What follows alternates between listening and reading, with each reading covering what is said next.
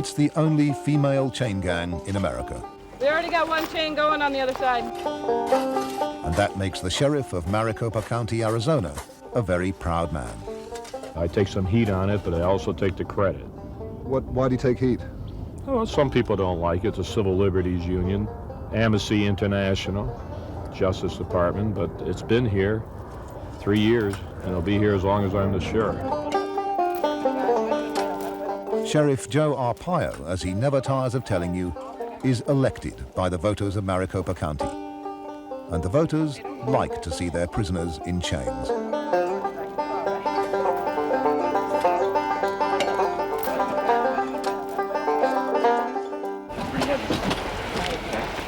Everybody grab it. On Thursday mornings, the burials at Maricopa County's public cemetery start early. The deceased was an indigent, a scrap of flotsam on the ocean of American prosperity, who died without the money for a funeral. Hear our prayer this day as we come to the burial place of Christine. The county provides the cheap wooden coffin and pays the preacher. Christine was 44 years old. She was hit by an automobile. The pallbearers come free of charge from the county jail. It's a win-win exercise, claims Sheriff Joe. The county saves money, and the prisoners learn a lesson. We let them know what the cause of death was. Was it a drug overdose? Was it alcoholism? Are they John Does? If you don't think that's a wake-up call, it is for these people. When they get out, I hope they become good citizens.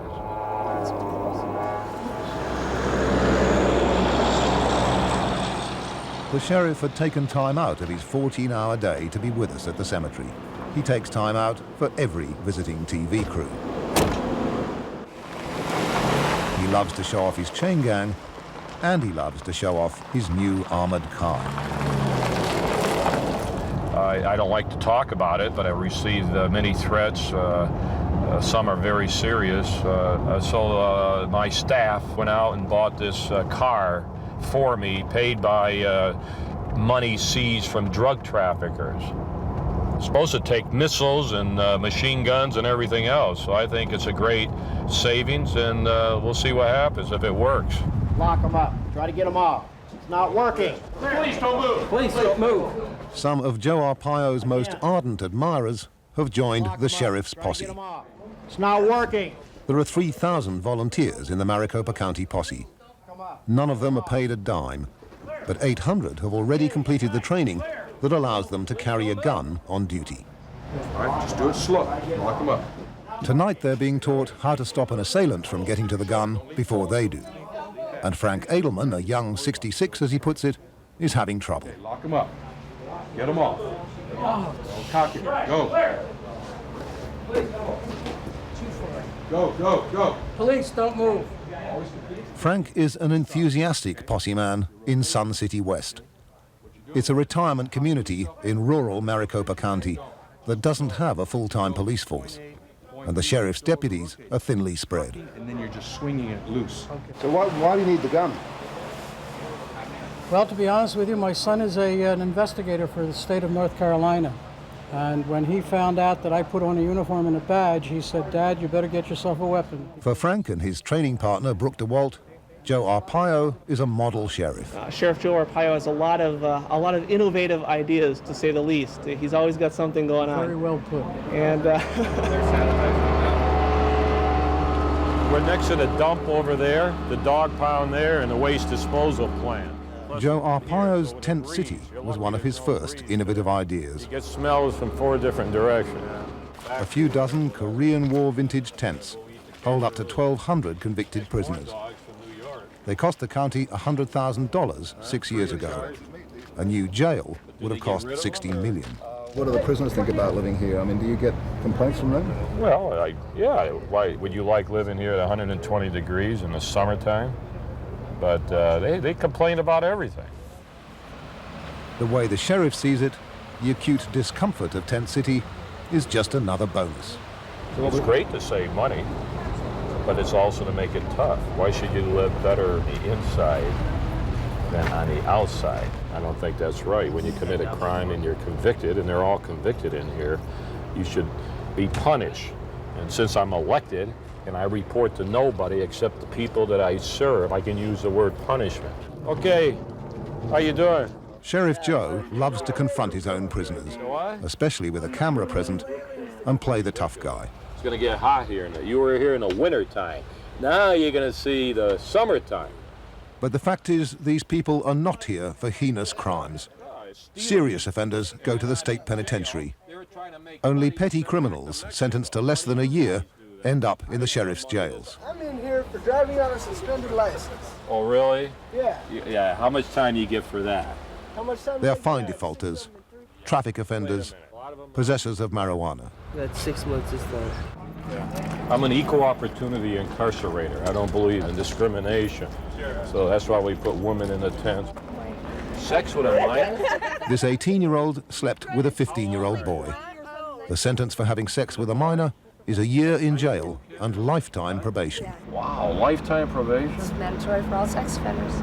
Even Joe Arpaio is a bit startled by that one. Well, in this county, you get more time for that than you do for killing people, it looks like. That's true. But whatever they're in for, Joe believes that jail should be humiliating for his charges. That's why he introduced the striped uniforms. Because I don't like prisoners wearing the same color uniforms as our professional nurses and doctors, the green scrub, the blue scrub, plus the orange that hard-working people wear. Why should they wear the same color uniforms? So I went back to the James Cagney and Alcatraz, and now we have striped uniforms. The inmates of Tent City are used to camera crews. What are you doing? The big American networks have been here, and the cable channels, and the BBC. That's all right, that's great. So have the Danes and the Germans, the Koreans and the Japanese. Joe gives the conducted tour to all of them. Joe Arpaio is as dangerous to this community as any street thug currently in his jail.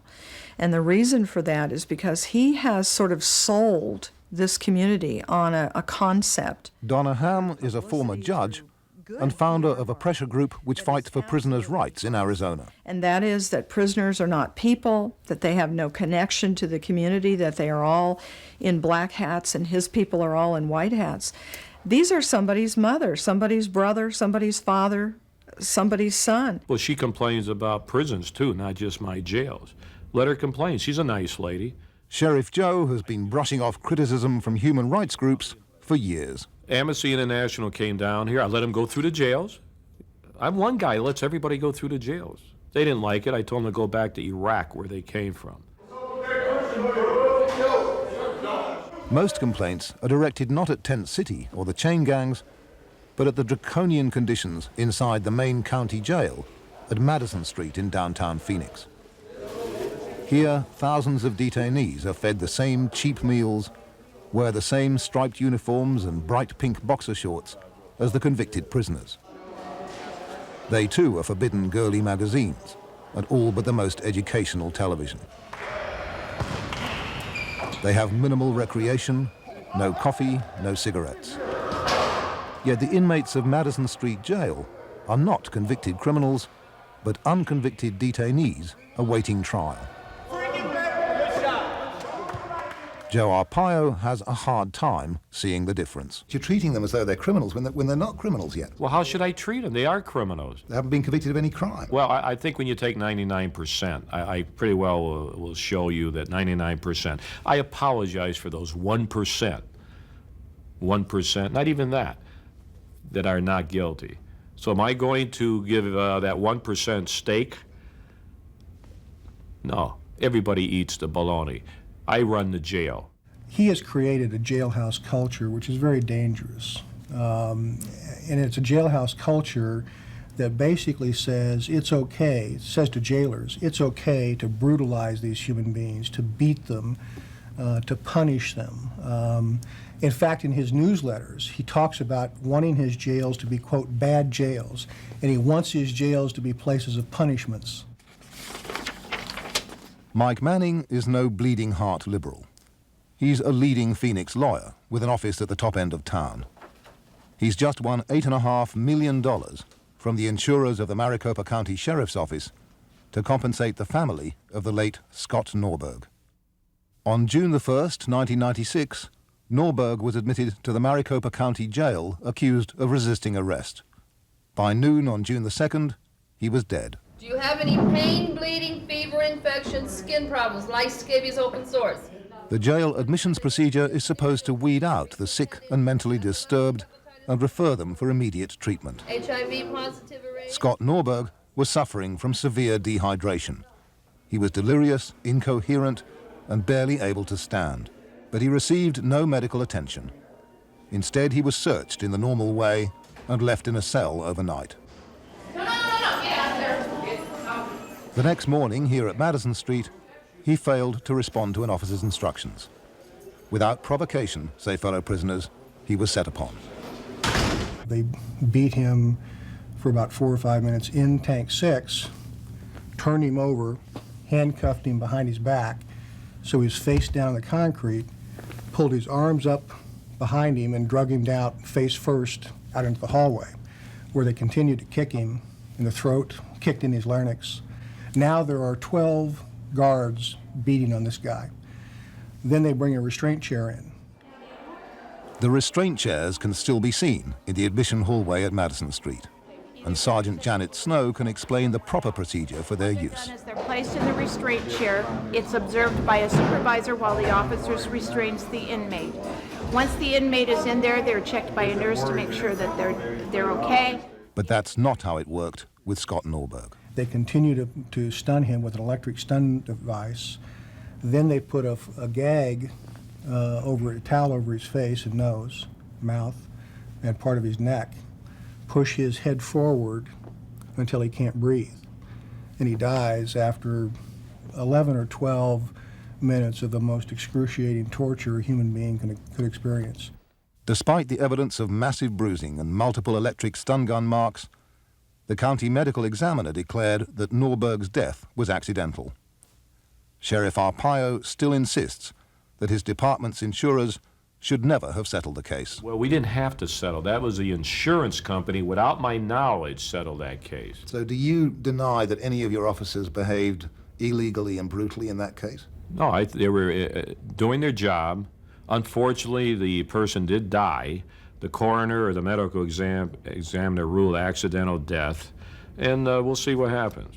Those guys were exonerated from doing anything wrong. Now that's incredible.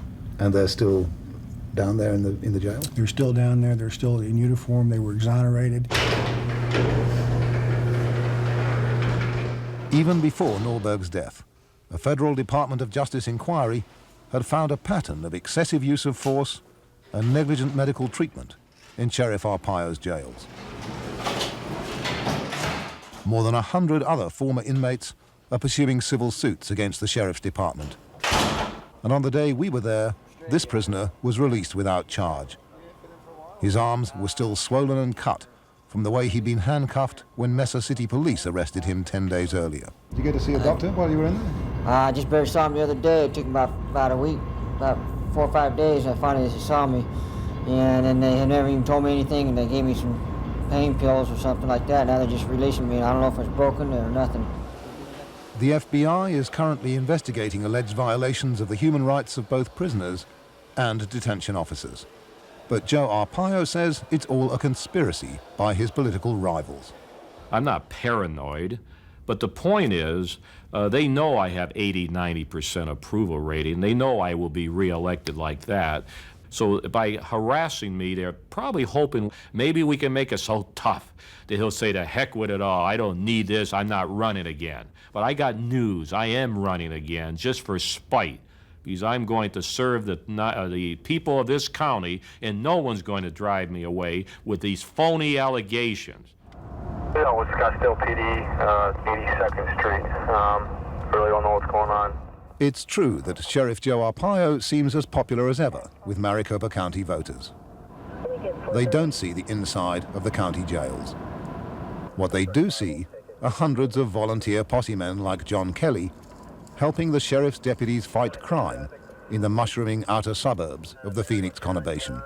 We just try to stay out of their way and help them do their job. If it's like any other night, we'll back up on car stops. We may go to some fights, burglary calls. On the evening we were with John Kelly, there were no dramatic incidents. just the usual crop of false alarms and domestic quarrels. So he's been drinking? Yeah. Okay. He's not driving, you said? No, I wouldn't let him drive it. This was the most exciting thing that happened. A sheriff's department helicopter helped Mesa City Police to capture 3 Hispanic migrants suspected of pilfering material from a building site. So we're sorting it out right now. We're trying to figure out if they were here to take property from here or find out what they were doing here. A survey by the Arizona State University has shown that the sheriff's gimmicks have had no effect at all on whether petty criminals like these reoffend after a stint in his jails. What the gimmicks have done is maintain Joe Arpaio's profile as the toughest sheriff in America. It's important for him to get elected in this county that he appear like he's tough on crime.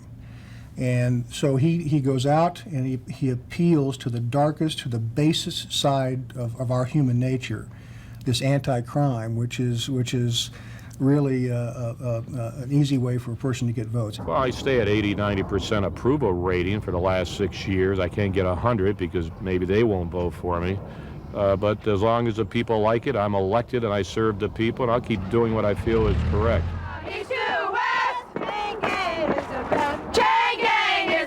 It's a brave observer in America who questions the virtues of democracy.